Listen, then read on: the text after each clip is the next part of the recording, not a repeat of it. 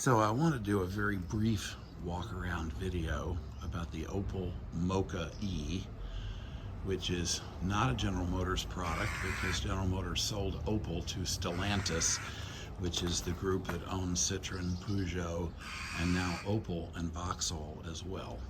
So this was not a General Motors design, and it's very different.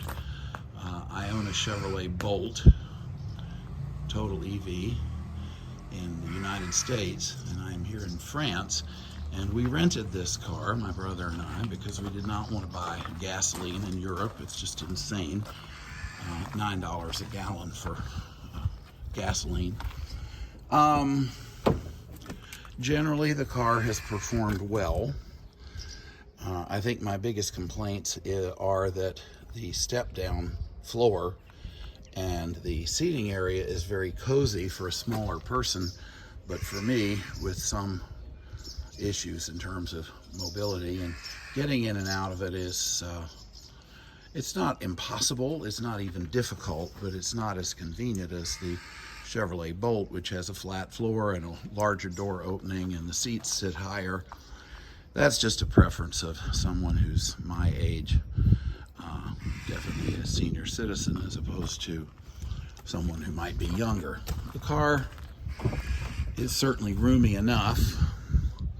The back seat here, and the charge port is in the rear. It has the level 3 fast charge capability. We have it plugged into basically level 1 charging in Europe, except because we have it literally plugged into the Airbnb in the kitchen. But that's taken it from 24 to 72% overnight. Cargo space it has a very interesting trunk release here underneath.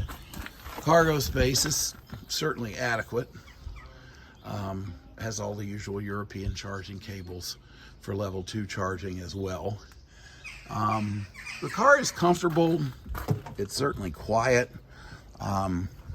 The acceleration is not as robust as the American EVs. I think it's the fossil fuel versions of this car have relatively small 1.5 liter engines, gasoline and diesel. I think the gasoline is turbo.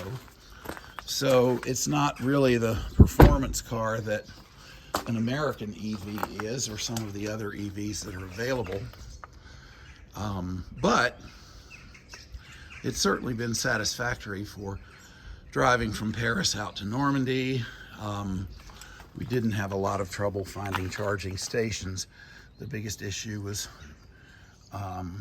paying for the charges and reading the French labeling on the charging stations and trying to figure out what the instructions said. But that has nothing to do with the car. If I lived in Europe, would I want to buy this car as an EV? Well, I might. And I might look for other options. But I think that overall it's been more than satisfactory. If anything, my biggest complaint is it's big.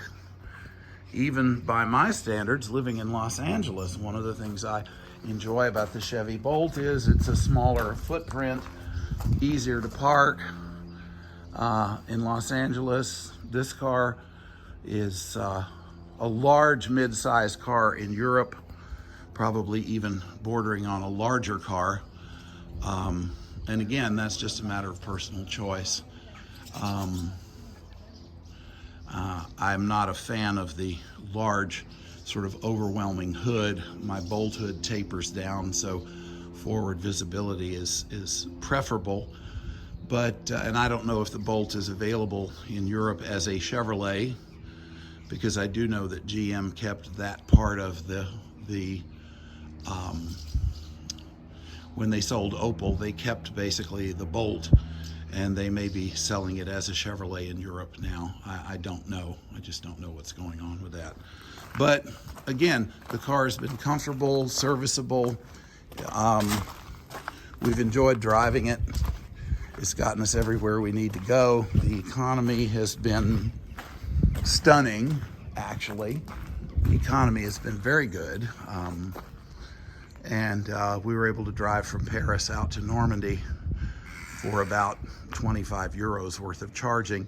And if we had gotten any kind of a petroleum-based vehicle, either diesel or gasoline, the energy costs would have been at least triple, if not quadruple, what we spent on electricity. If I lived in Europe, I would not have a petroleum vehicle, period. People, when we rented the car in Paris, the rental agent, the young lady, was very, are you sure you want to take this car to Normandy? You might have difficulty charging it, etc., etc.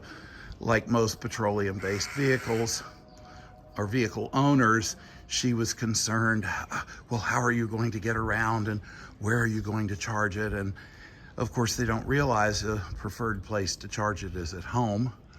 And that's what we were able to do. Even with the level 1 charger, we were able to usually take the battery a total of about 40% overnight from what we had started with to what we finished the next day. With a level 2 charger, it would charge all the way to 100% in less time than overnight. And it certainly beats buying gasoline. So I would very highly recommend this car to anyone.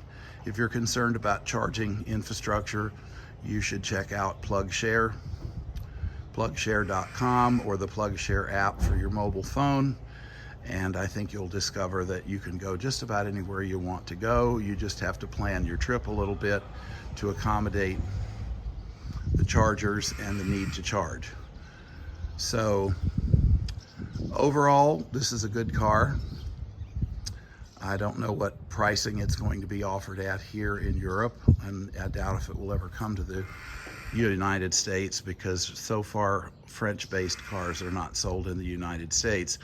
And even though Opel is a longtime German company, in fact, I learned to drive on a 1959 Opel Caravan station wagon, which was made in Rüsselsheim, Germany.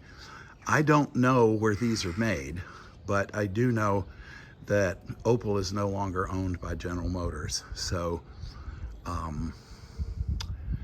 it's an Opel in name only, period. But like I said, it's been an enjoyable drive to car to drive. I prefer a car with a larger greenhouse and a lower belt line, but that's my personal preference. The styling is what it is.